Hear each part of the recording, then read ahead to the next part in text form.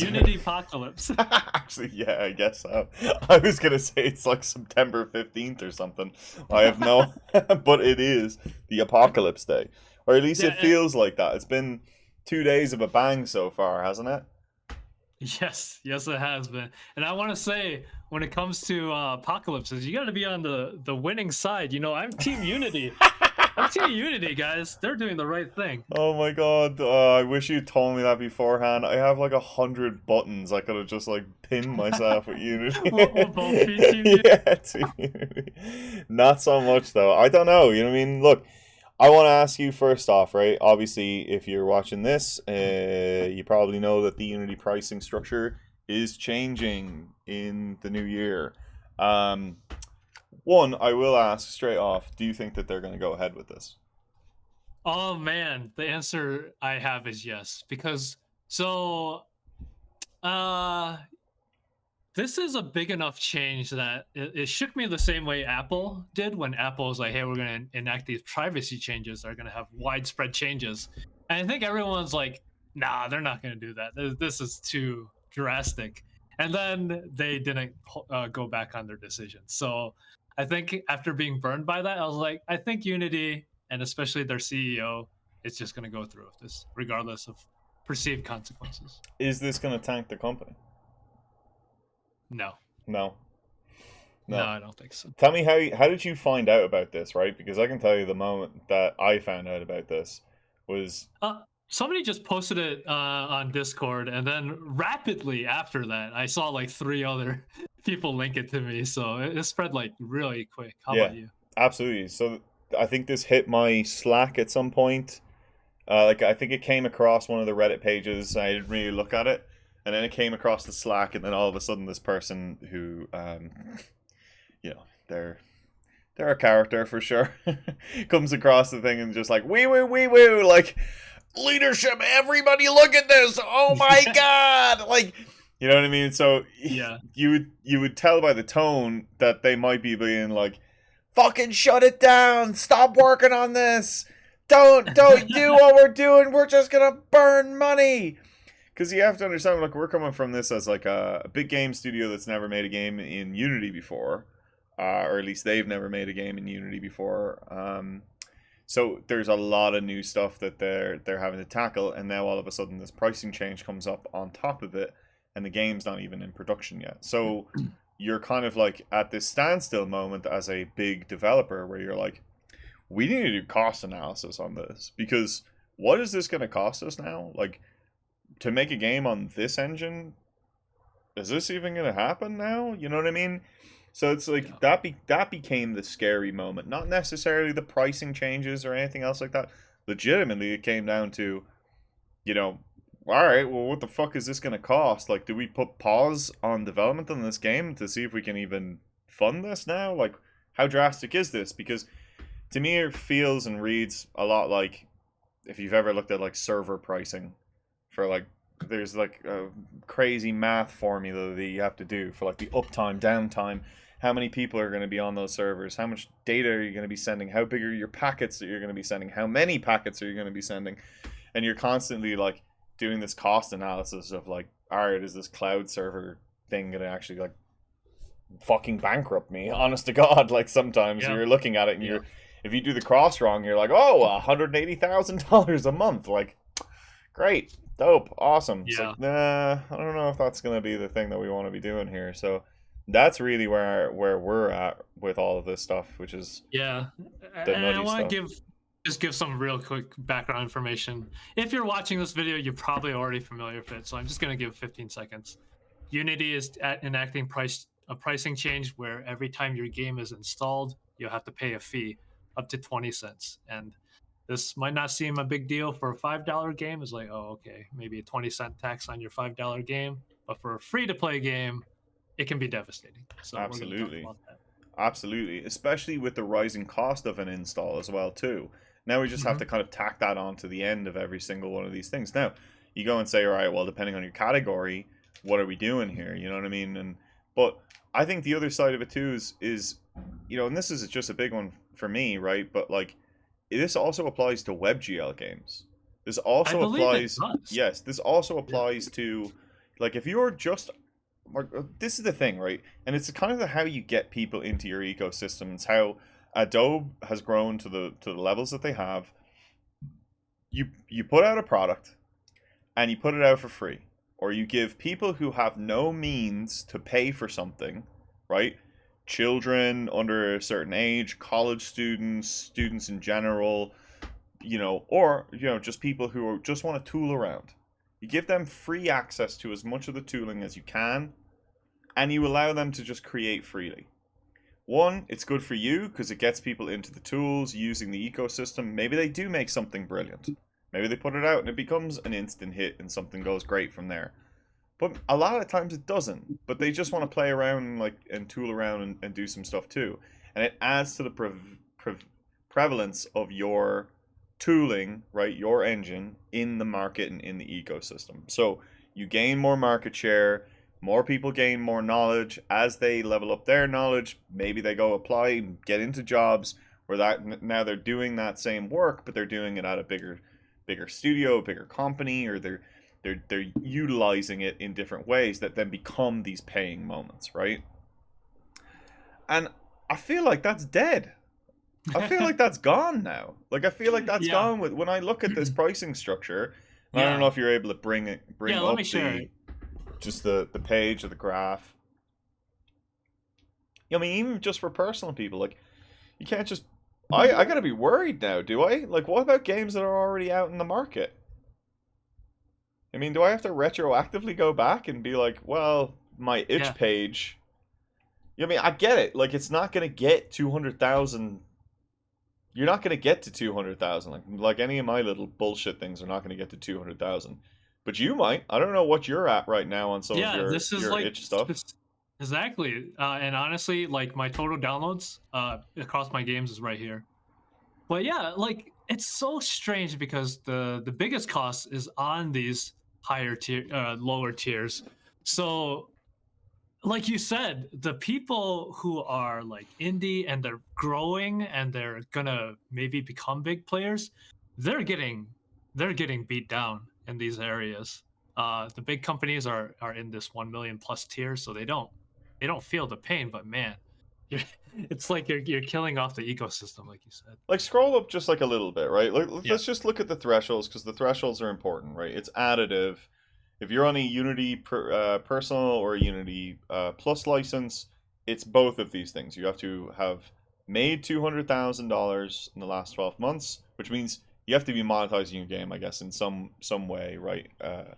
Realistically, right? To be able to even do that, and then install thresholds has to be 200,000. Now that is the big winder here in terms of trying to just push people up the tiers in terms of subscriptions, right? Yeah. You're trying to just get people to push up into the enterprise bracket as hard as you can, which is Yep. increasing in price now to like, what was it? I don't know. Okay, we have a 3K a year. yeah, 3K a year. Now I'll take it back, right? I was gonna go and bring up the example of like that. What was that?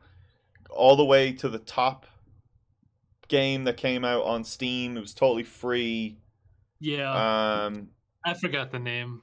I don't know. There's two of them, right? There's the one with the dude in the pot, and he's got the Yeah, that's getting over it. getting over it, right?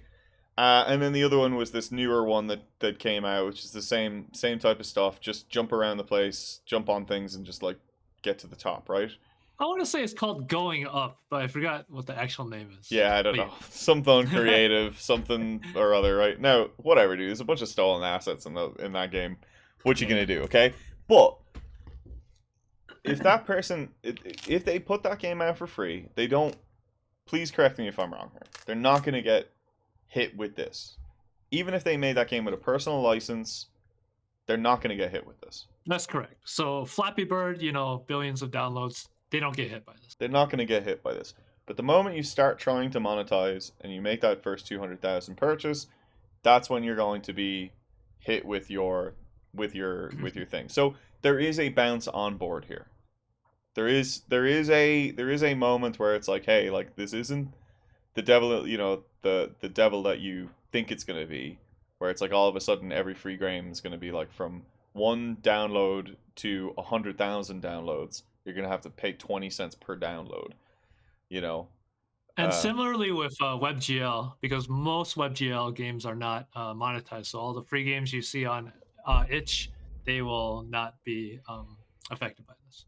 Kongregate is trying to bring back their WebGL platform. Yeah, they are. And in doing so, this is going to hit them pretty hard on that side as well too. That's true. You do get paid by Congregate. I didn't even think about that. Yeah. And Kongregate do take a portion of IAP on their platform. Yeah. So it is curious. I don't know how this builds into ads and ad revenue, or is this direct IAP, or is direct purchase of game and purchase of sale. I'm not too sure, but you know what I mean. But for anybody who is out there, I think genuinely like myself, who made this match three game that is now completely defunct. If it had actually done something, we would have been fucked. We would have been fucked. We would have bankrupted as a studio. We would have been absolutely fucked. Now, Yeah. I don't think we actually would have been, because again, I think the whole point is that they're trying to pressure people into moving up these pricing tiers Yes. into the higher sections and spending more money per month so that they can increase their baseline revenue rather than trying to always, like, I guess, there's probably a lot of people out there that are on a Unity personal or professional or plus license that probably shouldn't just be, Yeah. probably. It's sort of like they're not just encouraging people to move up to these pro tiers, but they almost want to like this incentivizes and forces you to push your game to a higher height. I don't necessarily mean that in a bad, good or bad way. I just mean if you're in this pit right here, you want to get out. You want to Yeah. get out. You either want to have more installs, or you want to have more revenue to offset these really, really expensive fees for mobile. So I'm not saying it's a good thing, but it does force you to be better at this sort of business. Yeah, look, making games is not cheap. And also there's just like a lot of like black areas like here, like a lot of dark areas where you're just like, all right, well, let's say I didn't turn on the monetization tap. Let's say I didn't make a buck off of this game, right? But I get 500,000 downloads. Now all of a sudden I'm like, hey, I've got something. Yeah. Let's turn it on. Am I going to be retroactively hit once I hit the $200,000 threshold on all of my installs? Or is it my moment to year to date off of when I started to monetize?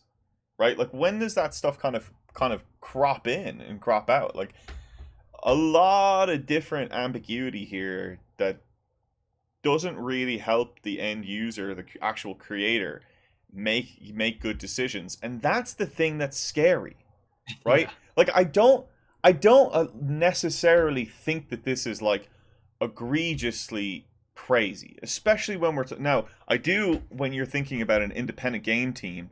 Yeah. And you have to go and you're like, we have to go to the enterprise thing, and now all of a sudden I'm buying enterprise licenses for contractors for like a couple of months or something, right? Or like that, and I'm paying a lot of money for those seats.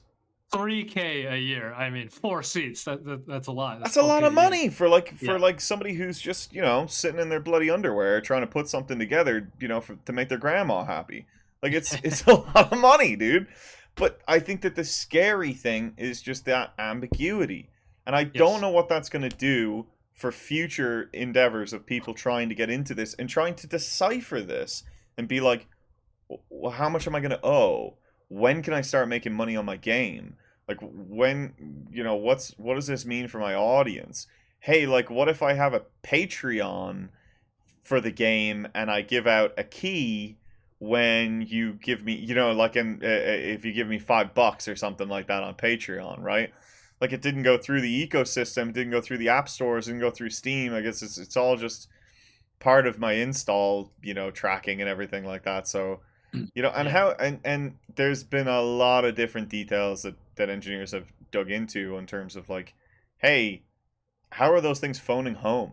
And if I'm making an offline game, like how does that necessarily get like attributed in the correct manner? And what does it mean to have betas for your game, right? Like I'm just putting something out. I'm not trying to, just putting it out into a test market. I'm not trying to get anything going. The fuck does that mean? All of those things, dude, are also freaky deaky and scary and need a lot more context. But with more context comes just more documentation. And with more documentation becomes more ability for indecision to happen. And I don't know what goes from there. Yeah, and I'm not one to make slippery slope arguments, but this is one where you're like, well, if they're willing to change this, are they willing to change more down the line? Which adds even more uncertainty to using the engine because you don't know if they're going to retroactively hit, some other things, or you're just deeply entrenched. You've been building your project for 4 years. Is that going to screw you over? So yeah, this loses trust with the devs. I mean, if you've been anywhere in any developer community, they are all talking about this, and the pitchforks are out. The pitchforks are out, absolutely. I think here's some of the things for me. Is like, does it, okay. I'll put it to you this way, right? One of the things you have to be worried about in any industry is your knowledge base, right? These games, Unity is its own specific engine. Unreal obviously has been around for forever. If you haven't played around with Blueprints, you should, but it's a different way of programming, and if you don't know C++, you're probably going to have a harder time getting into it at the same breadth and level as getting into Unity's C Sharp, which feels a lot more like Java, which tries to read a little bit more like just like general kind of English, but programmery English, right? Your knowledge base, if other groups start moving away from this into other different engines, Godot, Unreal, writing your own thing, just rolling your own engine at this point, because why? I mean, maybe that's the next level of this, where somebody open sources more physics engines and more rendering engines, and we start, packaging and pasting different, bits of engines together to try to make our own stuff. We go back to a little bit more of a lower level, level of programming, because right now, like, all of these engines have an abstraction layer to them that try to make it easier for us to deal with all of these individual things, right? And to make games quicker, get the thing in our head down onto the paper a little bit more. But I do worry that with things like this, that if you are just a Unity person and you've just been a Unity person your whole career, and you're searching for a job right now, like, what's the impact going to be on you being able to actually honestly find work? Because yeah, sure, big studios, Scopely and everything, they won't bat an eye, they won't give a fuck. There'll be some private phone calls and be like, what the fuck are we doing here? You better get me a better deal than this. Yeah. Because this is bullshit. But there is some worry there of like how far is your knowledge going to go into the next decade, so just, I don't know about yourself, but this is like another push for me to be like, I really need to go start making games in Unreal and really like learning that pipeline a little bit more and figuring some stuff out over there. Yeah, I have always been a person that's just use the tool that works the best. I've never even thought twice to use Unreal or Godot. And and yesterday was the first time I was like, I might consider actually switching, because this finally truly impacts me. Because yeah, like I said, I don't care necessarily about the tool, but this can be a pretty big deal. Absolutely, especially as a solo person trying to put out your own project that you are absolutely going to try to monetize off of, with ads and with direct IAP. Yeah, and I'm in the direct line of fire of this. That's why I care so much. What license actually, do you have? Oh, I have a personal, but we're gonna, we'll consider upgrading once we actually get some numbers on how much we might make and stuff. But I also want to dig a little bit into the numbers because in nearly every convo I've had about this, I've had to kind of explain this because most people are like, "Oh yeah, 1 cent. That's not going to affect me." Um, First off, this 1 cent only applies to the ones that are above 1 million. Um, so actually, and I believe, let's say you make a million and one installs for like your first 100K. I believe you're still paying for this, so it's kind of like your taxes. It's gonna I forget the term, but you're gonna pay for each bracket Yep. individually. But the other thing that most people who aren't in the space don't understand is that mobile games cannot survive without ads. So you always have a user acquisition budget to think Mm-hmm. about. Now, I'll just throw some example numbers. A hyper casual game make um, might make 38 cents a user, but it might cost them 35 cents to run the ads to even get that player to see it in the first place. That means a typical indie, I wouldn't even say typical, but a successful hyper casual game is probably only making like 3 cents after all that.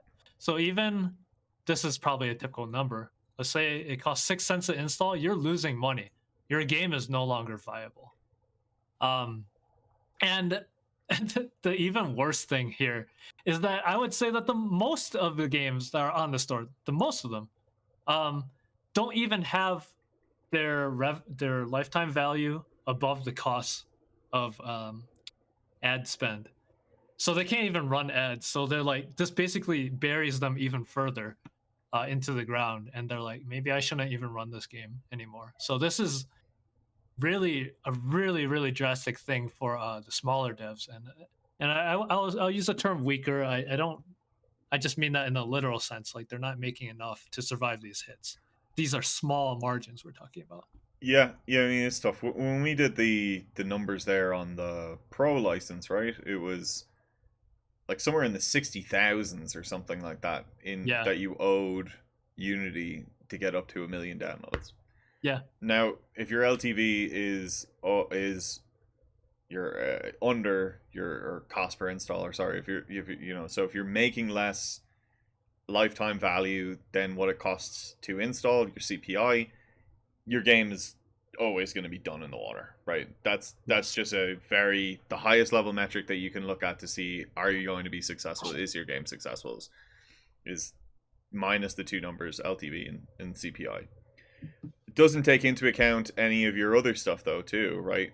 Cost per yeah, install is just one metric, but it doesn't take into account like what does it cost to run your staff, what was your cost of exactly. development up to this point, how long is it going to take you to recoup those costs, and it seems like a lot like a low number, right? Hey, it's just 15 cents we got to add to LTV. But like whenever I've had to add like a fucking 15 cents to LTV, it's like, oh Oh, Jesus, like lifetime value might be like anywhere between $3 and like $15 for like your highest end spend characters. And then you have to spend more money in your direct ads to be able and have that optimized harder to be able to get the most spending players who are the best for your class on the best devices. And you now all of a sudden like you're getting into like Game of War used to be spending, like their whole thing was like they'd spend from $50 to $150 for one user to just to get the best quality user possible into the game. Try to build that back up, right? Yeah, sure. 15 cents doesn't seem like a whole lot there, but that's what you're going for. So yeah, in this world of IDFA and harder times and monetizing and everything else like that, or getting users even in, it just again compounds on the problems of mobile is hard and yeah. making games is difficult, and the profits are not always there. They're not I want always I there. want to I want to say one more thing for perspective. If you got hired as a designer or producer, and you increased your profit, your LTV by 20 cents per install, you'd probably be promoted like right on the spot. That is like a nice feat to do. So this is not easy. This It's, extra tax. it's not. Yeah, it's definitely not easy. It's across the whole thing, and it takes a lot to do. It takes a lot of optimization, and it takes Yeah. a lot of effort to do, and all of that effort culminates in dev costs, and increased dev costs just increase the bottom line. And if you run out of money, well, that's it. Your game's done. And that's the people aren't going to go and do the work for free. So how do you keep surviving within these things? I mean, it's just, it is a scary world. I'm looking forward to seeing more clarification coming out. I do think that they might drop on a few of these things, I personally. hope so. I hope But I so. also need to see a little bit more clarity, because it's like, what happens if but I mean, if I'm just a kid, I mean, if you're just a kid and you hit it, right? Let's just say you put something out and it hits. And you put in just like one or two really quick IAPs, because Unity makes it easy for you to put IAPs in your game. What do you do? What do you tell your parents then?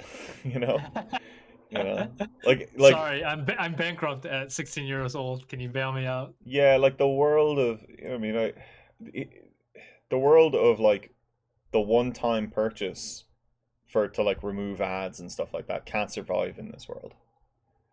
The other side of this, I'll bring up a couple more things just while we're here as well too, because I feel like the forums are alight with the workarounds for this type of stuff.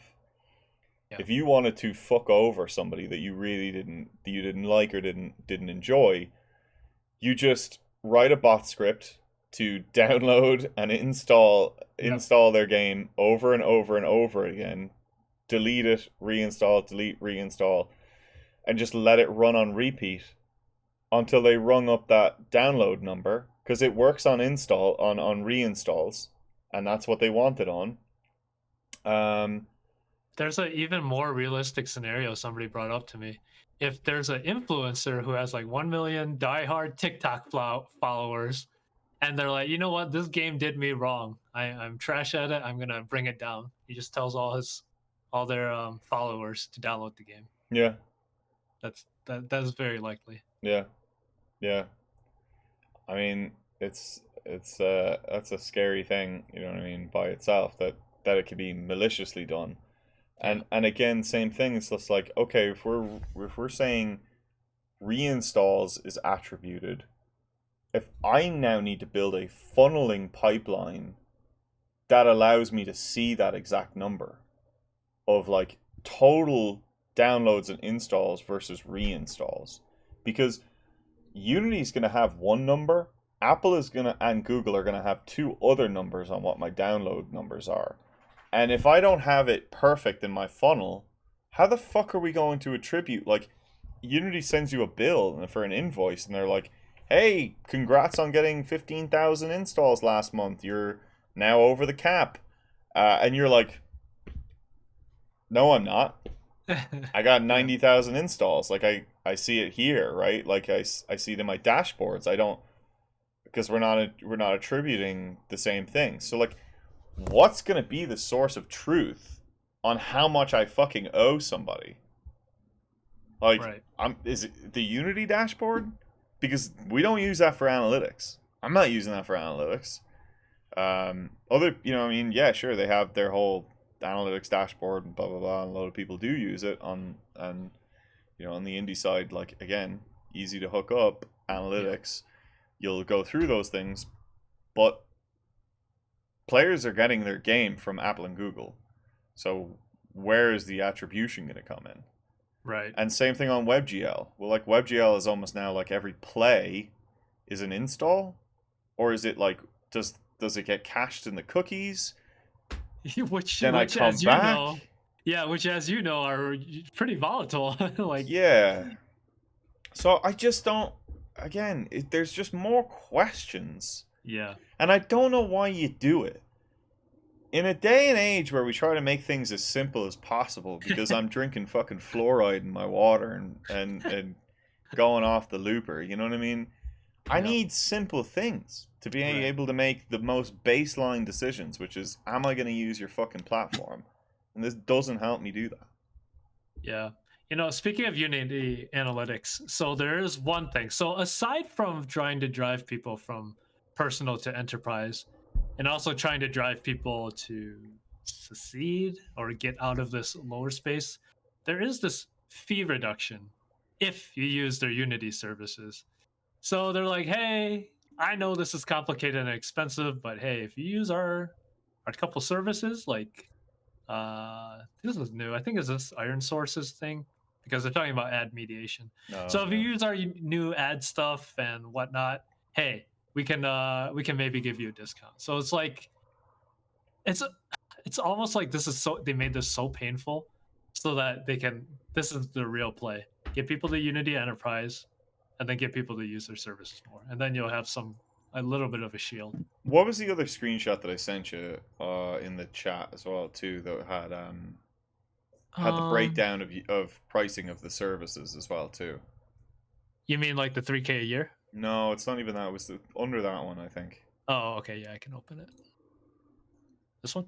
Yeah, so this one was like how much revenue Unity is making per, their software segment, right? So Operation Solutions is that's all of their extras, right? The dashboard, analytics, and everything else like that. They make the most amount of their money off of that. So a lot of those things I know right now are kind of like free-esque add-ons if you have higher tier packages, right? Like if you do have a pro account, I think that some of these things that you do get kind of like they get you in for free. They try to get you in for free. But they are making the most amount of their money off of those types of things. So this is also like a shift in their, I think, revenue practices to try and make it like add more, make and have it less spiky, at the same time too, and try to really build it all into their flow. That's right. But I don't like their fucking stuff. Their funneling system sucks ass. It sucks. I hate it. It sucks. Yeah. So it's like, I don't know, man. Like, I don't want to be paying for shit that I don't want to use. And then this whole thing of like, reach out, talk to us. Yeah. How is their fucking CS department gonna handle that? And also, like, yeah, I get it, right? Bigger companies, even smaller companies with good funding and stuff like that, can plow into bigger programs and talk to them, and talk to these companies a little bit tighter, right? But everybody's got to do that now. It's basically like fucking everybody go to Unity and just negotiate and see what kind of deal you're gonna get. Yeah. Because like I don't like that either. Like I don't know. Like what are we doing here? What's going on? I gotta go and negotiate with Unity how much it's gonna cost me to make a Unity game before I even make the fucking game. Right. I don't know. So, But we've harped on this for a minute, but I mean, I got a couple other tabs. Do you want to talk about Unreal and Godot? yeah, like crossover. Here's the thing, okay? Unreal's standard license is completely free to start, but I believe it's like 5%. See, like the FAQs on royalties. I think it's 5% revenue share. Yeah, I believe. something. Yeah, I don't think I'll easily find it, but it is a revenue share model. Yes, it is a revenue share model. How much do I pay? 5% after 1 million. 5% after 1 million. Hey, look! It's easy! It's so simple! It's just not fucking easy! 5% after a fucking million! Done! Look at this! Even if it was just 5%! Like, what are you doing, you greedy fucks? I don't fucking know, man. Everybody's trying to be fucking Tim Cook out here, dude. And don't get me started on Apple's new fucking dumbass ad that they just went and put out as well, too. Did you see that shit? No, I didn't. Mother Earth. Oh my fucking god, Calvin. These check people are fucking lunatics. Lunatics, dude. They have no idea the fucking prevalence of shocking horror that they put out into the fucking world, and yet I buy their goddamn product every 3.5 years. Enterprise program, 1,500 per seat a year. Hey, look at that. That's a little cheaper too, isn't it? It's about half of the price. Yeah. and a custom license that we can completely be negotiable on. Like, I mean, this just seems like a better option. Now, I get it. Unreal, not a mobile thing. I get it. But guess what? What if Unreal could be on mobile? What if? What if we could do that? What if we could get real-time ray tracing and everything like that on the phone? What if we could go and build these 2D indie games, really small, really cheap, on the phone? I know that they build out to it. I know that they have executables for it. So is this now a push for people to go and look at this and as like, this is a simpler pricing model, this is a simpler structure, there is now loads of resources online for all of this stuff. The games look better. They're used in the movie industry way more now. So they're way more prevalent. Like, people are constantly seeing things that are always just Unreal, Unreal, Unreal. Megapixels has just always been this huge plus one for Unreal, because you can just grab cool shit and just throw it into your world and just make beautiful stuff, like, really, really easily as a level designer. And it's all blueprints. So, you know, if you're a dumbass and don't know how to program like me, you can just link blocks together and figure it out over time, right? Yeah. This looks like way more promising. If I had no knowledge of anything, I'd just look at this and be like, yeah, I'm going to go look at this first.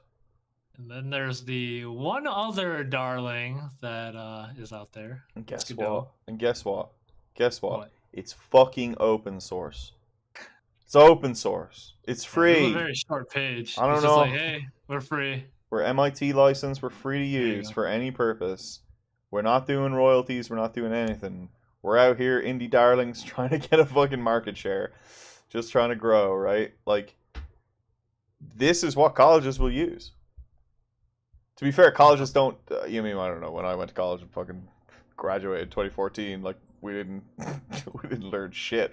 We learn on modding other games and stuff like that, but Yeah. it was all fucking garbage at the same time too. But like, that's... I mean, why wouldn't you pick one of these two as winners? When Godot, like, if Godot does the same shit, right?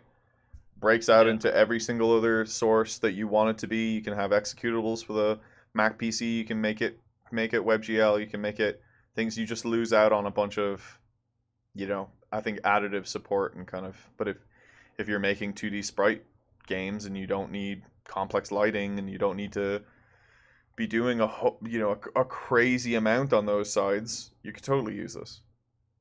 Yeah. What's Game Maker doing right now? They made some changes and I just kind of stopped paying attention to them. I think there were changes where I was like, I don't think this is a good thing, and I just gave up on it. But yeah, now it is true that Unreal and Godot do not have mobile game friendly powers at the moment, to my knowledge. Godot? I haven't heard any. Godot does, yeah. I hadn't heard any great things about it, but I guess I can look into it more. It's Unity is still typically pretty dominant. Yeah, so- look, I've never compiled a fucking game for it, but I know that they have compilers for it. Yeah, you know? they have it, but Unity has so much more at the moment, which is why they could squeeze the developers and be like, they'll be okay. Absolutely, because they know what their market share is in the broader space of things, especially on mobile. Yeah. Like, Exactly. most games are built on that software. It just is. I don't know. Are we still in alignment? I guess nothing much will change. Just more bullshit clarity around the edges, and more of reach out and talk to us if you have other ideas. I think so. I think it's gonna stay that way. Let's see. Unity stock. Last I checked, it was down 5%. Yeah, it's down 5.5% today. I don't think it'll hit their stock too hard, because I think people who care about money don't care about public outcry as much. Right. They care about, okay, cool, 2024 Q1, they're gonna have an increased revenue budget. So yeah, sure, you're selling the news right now, but you're gonna buy the profits on the Qs. They'll probably spike back up. Yeah, because they'll report like record-breaking profits, and that's what people care about when it comes down to the stock share price. This CEO was the former CEO of EA, and that's why he enacted some pretty big changes that were not popular with gamers, but I'm pretty sure. I actually don't know the actual numbers, but I'm guessing their profits went up. Upper management people in EA just need to fucking go away. In a lot of ways, they need to go away. Take your Yeah, fucking hundreds of thousands and just piss off, would you? yeah. Fuck's You know, sake. taking a step back, I was thinking about a few questions like, why did they do this? Of course, it's to generate more money, but like, interesting questions like, how did we get to this point? And we've both been using Unity for a long time now. I don't follow the company news to a T, but I know a general sense is that the company kept growing and growing, and we're like, hell yeah, we're on a winning product. It's getting better and better each time. And then, in addition to getting an IPO and becoming a public company, they also like spread their efforts in a lot of different areas, and a lot of those areas didn't pan out. Whether it's ECS or AI now or whatever, they definitely tried a lot of different things, and they grew really rapidly. And I think the issue is like a lot of those just failed, and now they're left with a big old bill and being in debt, and they had to figure out a way to just claw out of it. And they're like, let's just rip off the band-aid. Let's just make these devs pony up. But what do you Yeah, think on that? I don't know what their actual like Sure. debt to income ratio is, what their actual income is overall, right? Like, I still think that they're a profitable company, Mm, but I think that they fall. Every American conglomerate falls into the same category at once they get to a certain size, right? right. Which is that they're not able to grow naturally anymore in the market, so they start expanding different products elsewhere. ECS is actually, I think, is actually a popular thing. I think it's just one of those things where though you end up kind of rolling your own ECS system. Um, Anytime that you're doing loads of characters on the screen, you're gonna want some object pooling. Object Mm, pooling, just because every single draw call is a performance hit, no matter what in Unity. Every single one of them is gonna ding your frame rate. And if you're doing draw calls every single frame, the more entities you have on the screen, the more draw calls, the more fucked you're gonna get. Um, we have an ECS system. We wrote it in house because of things like that. Object pooling is just something that's going to be needed there. They try to roll their own solution on it. It's a confusing thing that is a very different way to program, and it's still hard for like I know guys I'm working with who've been programmed for 35 years. They could write you their own, and they could write their own engine. They're that good, but they don't they haven't fully grasped like ECS by itself. And mm, I'm not saying that I've grasped it, because I haven't either as well too. I know conceptual level. I don't After that I don't know anymore. Um, but at a point you hit this teetering point of stagnation. But as an American company, especially a corporate entity, all you're trying to do is grow. All you're trying to do is just consume, um, you know, acquiesce, just like mergers, acquisitions, grab more things, be more things underneath your hood, and have as many people as possible underneath your staff. And you're just trying to constantly grow over and over and over and over again, while keeping profits stable. And that's what you start looking at more than what are the people looking at, right? The teams start looking at what do the people need, but now there's so many different layers to get back up to what does the stock price need? What does the company need? Our payroll is huge. Our IT, our budgets for all of our licenses, IT budgets are all massive now. Now we need a big old building. We need to put a statement down. Right now we're in 7 different countries, and we all of a sudden have to go and deal with all of these things. We've acquired all of these other major companies, and they're all doing their own part, and they're all underneath the same umbrella. So we all have to have the same operating profit. Getting a better static on your profit base, I think, is a great way for Unity to identify. I think Unity has identified that people like yourself, right, are making games that they're aiming to be bigger games, but they're making them on the cheaper licenses than what Unity wants you to be on. And they want you to be pushing for the pro. They want you to be pushing for the other stuff, because if you're not really making them any money, but still making and putting out those games. Yeah. But we all know hitting those thresholds are difficult. They're not the easiest thing in the world as well too.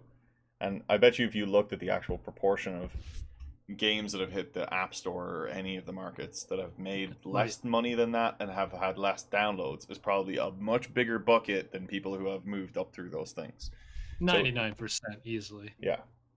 I still say though it is scary because if you do make that and you are not managing your profits, right? You're not not managing your profits, but managing your revenue, because games usually are about a 2-year debt window before you can even get out of the fucking debt by itself.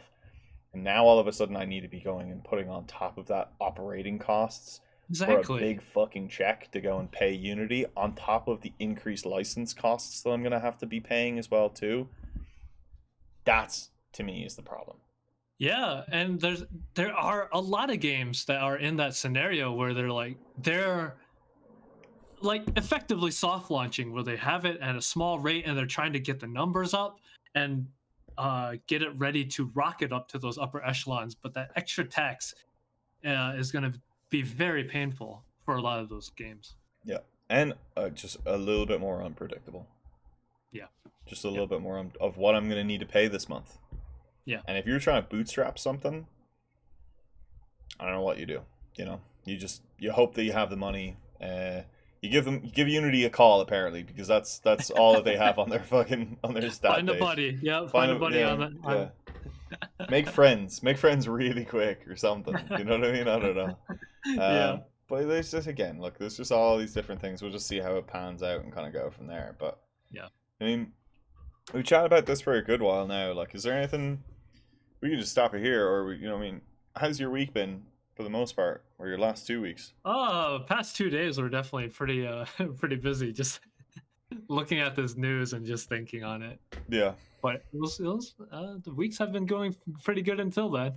No, I feel that absolutely. Are you playing anything, or are you just other than Street Fighter? That is a good. Yeah, of course, other than Street Fighter. That's good. Do you have any plans with your Street Fighter stuff? Are you gonna go anywhere? You can actually partake in any tournaments? I enjoy just playing in the local tournaments for now, so that's all good. But I'm looking at Game Pass. I mean, Starfield came out. I don't know if you were able to... no, the game's too buggy for me. Yeah. So yeah, I just kind of been playing some Game Pass games and thinking about that. But who knows? Maybe next time around I'll talk about Godot and my experience with it.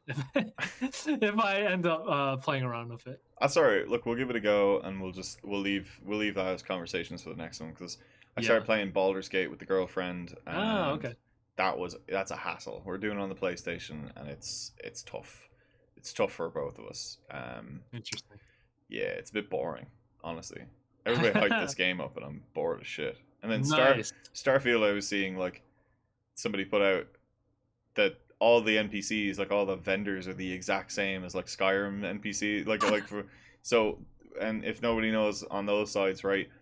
All of those NPCs, Oblivion down to Morrowind and everything like that, they have a chest that holds all of the inventory items for their store, and it's somewhere in the ground, like around where the NPC is.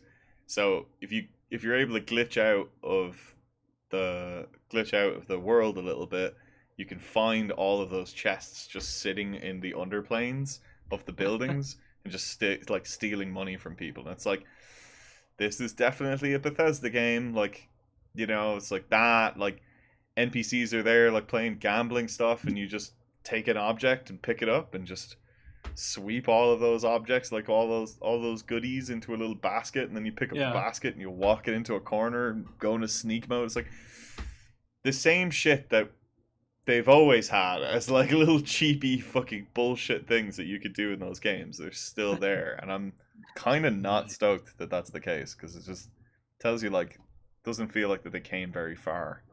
Yeah. You know? Well, you heard it here, folks. We had a little diversion this week, but hey, we'll go back to your regularly scheduled AAA game bashing. Yeah, exactly. Okay, thank you. All right.